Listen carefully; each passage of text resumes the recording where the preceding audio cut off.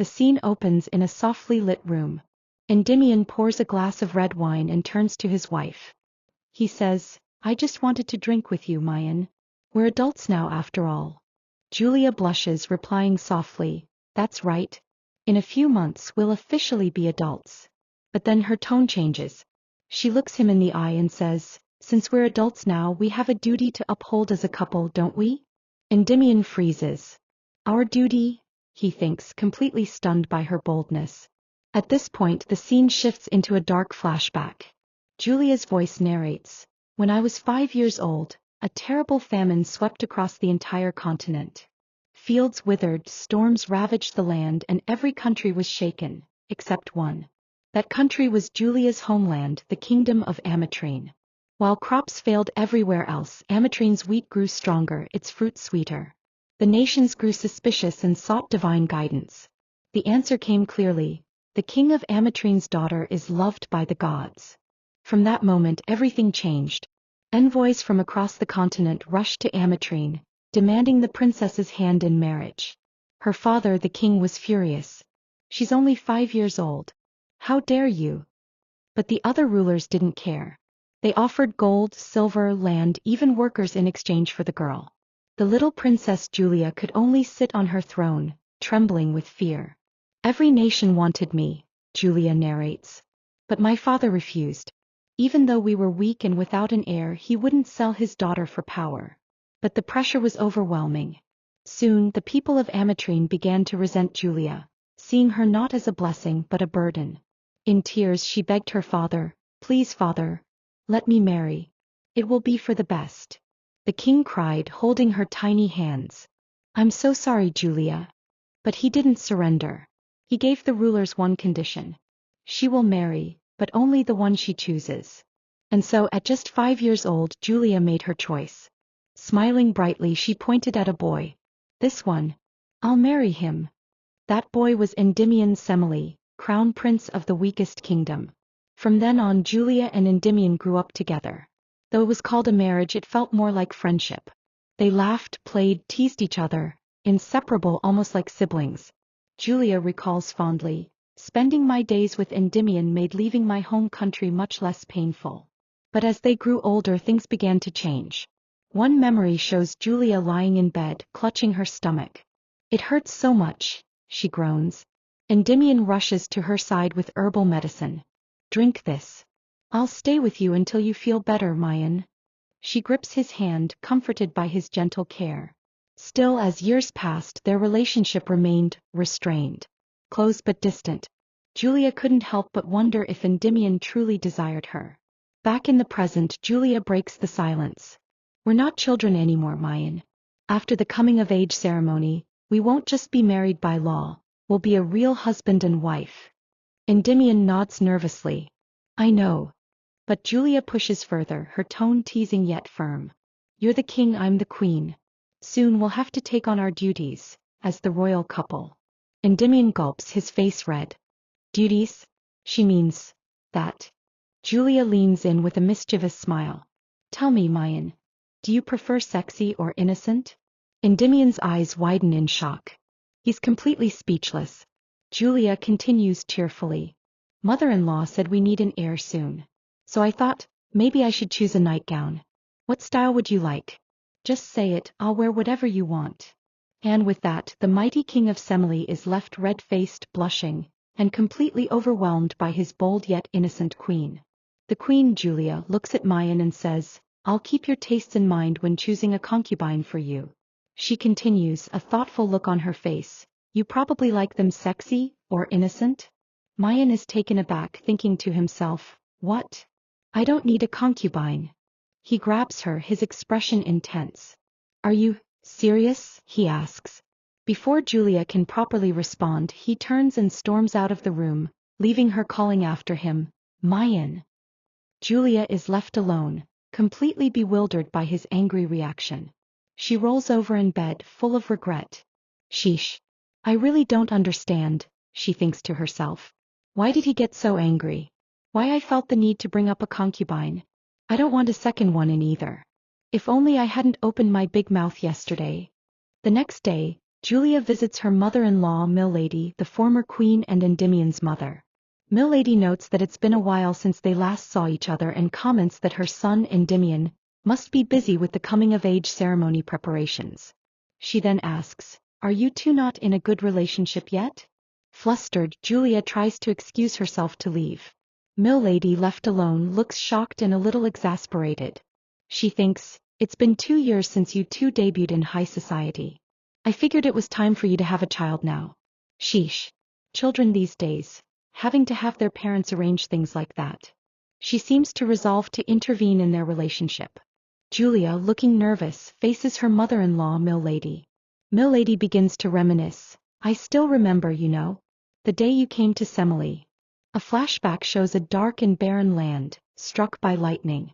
Milady narrates, "The land in our country turned into a dried-up field in the blink of an eye." Being the queen of Semele, a direct descendant of the spirits, is a position that has to appease the spirits under any circumstances, and bring rain to this land. A land that is coarse. But now the Semele kingdom is peaceful. The flashback ends and Milady says to Julia, "That also means that we will no longer need your protection since peace has returned. You should become queen." Another flashback begins, this time showing a young Mayan being lectured by a man on a throne of skulls. The man says, "After attending the academy and having your coming-of-age ceremony, you must get married. I heard that the one who is accepted as the heir to the throne has a duty to marry Julia. In that situation, if he marries Julia, he would be earning resentment without an heir." The man continues, explaining to the young Mayan, "You'll have to get a concubine and produce an heir. You'll become the shield to protect the royal family from the raging resentment of the people. And because I brought you, who is from the enemy nation, the Savron, as the queen, some people from the royal family will surely protest against you having an heir with his bloodline." Back in the present, Milady delivers an ultimatum to Julia. "If you two can't get intimate on your own, then the next queen will become a concubine." Julia is shocked and angry, thinking to herself, "I can't believe it. After they used Mayan for that, now this. I've been so foolish all this time. Mayan must have been suffering so much because he couldn't tell me. If you don't want to get hurt, you have to arm yourself and fight for your own birthright." Composing herself, Julia looks at Milady and asks, "So you're talking about a concubine?" Milady looks back at her, thinking, "I'm sure that there are unspoken things between the two. Instead of the gentle Julia that always followed me, she's now more powerful and has become a peaceful person.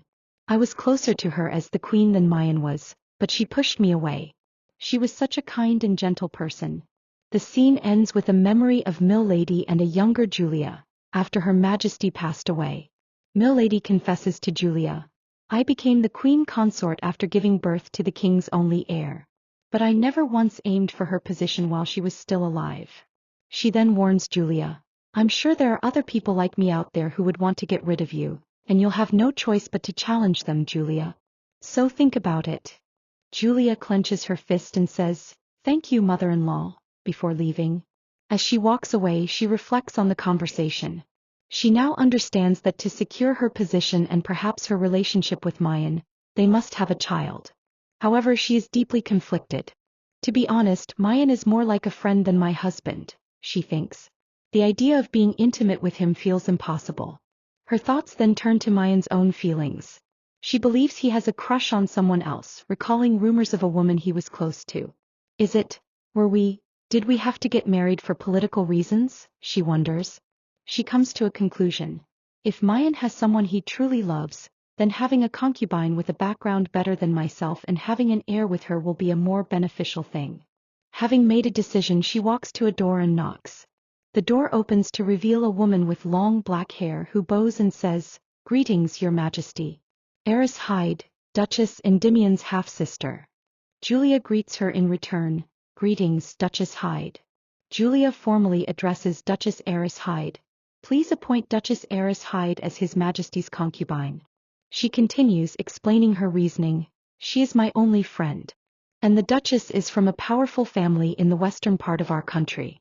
If the royal family becomes in-laws with House Sor, it will be helpful with our foreign affairs." Julia adds a more personal reason. "Also, Clara has loved His Majesty ever since she was young. When she fell in love with him at first sight, The previous king was happy for her and talks of marriage were in motion. But all the plans went up in smoke because you came to be His Majesty's wife. Julia flinches at the mention of this, a pang of jealousy in her heart. She thinks back to when she and Mayan were younger. I've never, not once, had a proper conversation with His Majesty when we were younger, she recalls. She remembers trying to approach him, asking him to look at the flowers with her, but he always ignored her. She thinks with regret, if it weren't for me, Endymion would have married Clara. She must be running all of that because she hates me. Despite the pain, she tells herself, I may have to see the person His Majesty loves first. Aerys, however, is not convinced. She asks Julia, why are you bringing this up now? I heard that it has been a long time since the two of you slept in the same bed. The fact that there is still no news of an heir means that there could be a problem with His Majesty's wife. Wouldn't it be better for me to be your concubine in a case like this?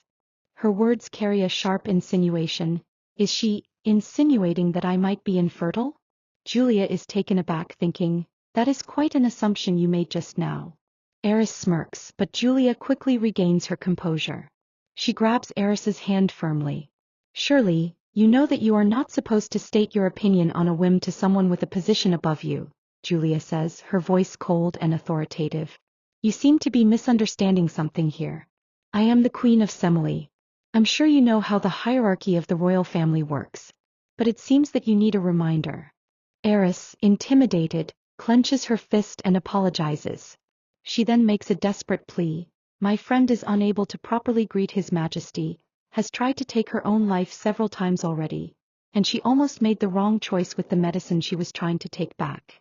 Julia remains silent. Aerys continues, if you let her into the inner palace, she will prove to herself that she's a nuisance and kill herself quietly. I hope that you will think about it. She bows deeply and says, and make a decision that is best for the kingdom, Your Majesty. Aerys then leaves.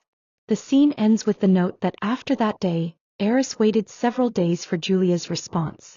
In her room, Julia reflects on her meeting with Duchess Aerys Hyde. I always knew her to be a fragile person, so it wasn't surprising for her to bow her head and plea like that, she thinks. After investigating, Julia confirmed that everything Aerys said about Clara's poor health and suicide attempt was true. She also acknowledges the political pressure from her mother-in-law and the Conservative Party, who are demanding an heir. The conclusion is that he does need a concubine for protection, to avoid being shaken up by political strife, she reasons. And just as Aerys said, Lady Clara is best for that role. However, her own feelings get in the way. Should I just tell him that he should get a pretty and nice lady as a concubine? But I don't want to do that, she thinks, looking at a portrait of Mayan. Is it because I don't want anyone else by his side and to be stolen away? Overcome with emotion, she wishes, I wish Mayan would just tell me who he likes. My heart feels so full. The next day Mayan is in a foul mood. Duke Lionel Hyde, Aerys's husband, reports to him about the upcoming hunting competition to celebrate their coming of age. After the Duke leaves, Mayan is left alone with his frustrations. How did Julia come up with an idea like that? Bring in a concubine, he mutters to himself. How ridiculous. He goes to Julia's room to confront her but finds it empty. On a table he discovers a box filled with portraits of various women. As he looks through them, he realizes these are the candidates Julia has been collecting for his potential concubine. A flashback shows Mayan being presented with two portraits and asked, of these two, which one is cuter? He dismisses them with a tisk. Mayan stands in Julia's empty room, looking at the portraits she collected. He thinks to himself, what would Julia say if she learned that I created a secret office to collect portraits of her in? What the hell is this thing? So creepy. How gossipy. He recalls his secret hobby of climbing over his own wall to look at her, thinking, I should keep it a secret forever. His mind drifts back to his first impression of her. She's as beautiful as a fairy, and as well she's my queen, he remembers thinking. She never lost her smile, even though she was alone in a foreign land. He recalls their first meeting where she asked, Are you my husband? He was immediately captivated by her goodness and kindness. She treated me so nicely, and everyone liked her, he reminisces. I'm not sure when it began, but one day I started wanting her to have a place for myself. He remembers a younger Julia saying she didn't want a husband and his own disappointment. As time passed, his feelings grew stronger, more possessive. But as time passed, I became greedier, he admits. In the present, he imagines holding her close. But because of that, she was always wary of me and I had to hide how I feel, so now I feel we can't be together, he thinks, clenching his fist. I had to hide my feelings from her. I want to be with her more than anyone in the world. And I want to be the person who makes her happy. He had a plan. Now that we're adults, I was going to make Julia happy, the way I had always been wanting to. But then he remembers her words, "I'll pick a concubine for you." The memory fills him with rage. How could she say that she would pick a concubine for me? He thinks angrily. The Conservative Party was yapping about her being infertile or something like that for a long time. She probably overheard that. His anger turns murderous. I should have killed them all, he mutters. He realizes the danger of the situation. May Julia look mild-mannered, but she's stubborn as well. If I sit still and do nothing, she might really go and bring a concubine without me knowing. I can't let that happen. A new resolve hardens his expression. I'm going to expedite my plan a bit, he decides. Ah, that's right. There was talk about holding a hunting competition in celebration of our coming-of-age ceremony, right? That's the perfect excuse. It's time. He looks determined, a slight smile on his face. The final image is of Julia, looking beautiful and serene. He thinks, I'm going to seduce my wife. The day before the hunting competition, Julia is greeted by an enthusiastic Count Edmund. I'm glad to meet you like this, Count Edmund, she says. The Count, blushing, takes her hand to kiss it. It is an honor to meet your Majesty, he exclaims. Suddenly, a hand firmly grabs the Count's wrist. It's Mayan, his expression dark. Who gave you permission to place your hand on my queen's hand? He asks in a low, threatening voice. Julia is shocked. Mayan stands protectively in front of her, glaring at the terrified Count. And Demian? I was so shocked because he came out of nowhere, Julia thinks. Mayan addresses the trembling Count. Your show of respect is too dramatic. Simply putting your head down to greet her would be enough. He then turns to Julia, his tone softening slightly as he apologizes. Oh, of course. Please forgive my rudeness, Your Majesty. The onlookers are stunned and confused by Mayan's uncharacteristically possessive behavior. Trying to ease the tension, Julia smiles and says to her guard, It's all right, he wasn't bothered by our actions. Please guard us well today. Mayan, however, ignores her attempt to placate the situation. With a tisk, he swiftly lifts Julia and places her on his horse. Today, we're going to be spending the day before the hunting competition apart from you all and coming back in the afternoon tomorrow, he announces to the crowd. The forest is prepared for that. As they ride off, Julia is completely surprised. Mayan tells her, We have many followers and our lodgings will be fine. He then looks at her and asks, I want to have a private date with the Queen before our coming-of-age ceremony. Julia is flustered, thinking, this is kind of embarrassing. Later, in a private room, Julia confronts him. What's wrong with you today, Mayan? You treat me so differently. Mayan grins at her. What's wrong, my queen? It's the truth, isn't it? You've never seen me act like that before. Tell me, she insists, leaning forward. The truth. What are you plotting? He simply shrugs. I just realized we need some change in our relationship. Julia stares at him, her mind racing. He was angry about the concubine, but now he's acting strangely about the hunting competition. Mayan walks towards her, his voice low. Julia, we're completely alone together until tomorrow. I even deliberately left all of our attendants behind. Do you know what that means? Julia smiles playfully at Mayan and says, Of course I do. Mayan freezes, taken aback by her directness. You do? He asks, blushing. Before he can react further, Julia unbuttons her dress, revealing hunting clothes underneath. Wait, he stammers. We're going hunting tomorrow just like we used to, right? She says with a wide, cheerful grin. I expected that, so I even wore my hunting clothes underneath. She dashes out of the room, leaving a stunned Mayan behind. He sighs, a small smile on his face. Shoot, this is driving me crazy. I still have a long way to go. Later, in the forest, a rabbit is cornered by a monstrous snake-like creature. Just as the monster is about to strike, an arrow hits it squarely, killing it instantly. Julia, holding a bow, exclaims, "I got it." Mayan appears from behind a tree. "Good work. You nailed its vital spot," he says with a proud smile. He then adds, "Goodness. I was so worried that I would be rusty since we had not practiced for so long. You're my first pupil, you're doing so well." As they walk through the forest, Julia feels a sense of peace. "Being in a forest like this makes me think of my home," she says. She explains that her homeland, Ametrine, is a kingdom of nature and farming. For Julia, who was surrounded by nature, the suffocating formality of the Semele Palace was difficult. A flashback shows a lonely young Julia in the palace. She was not allowed outside and had no friends her own age.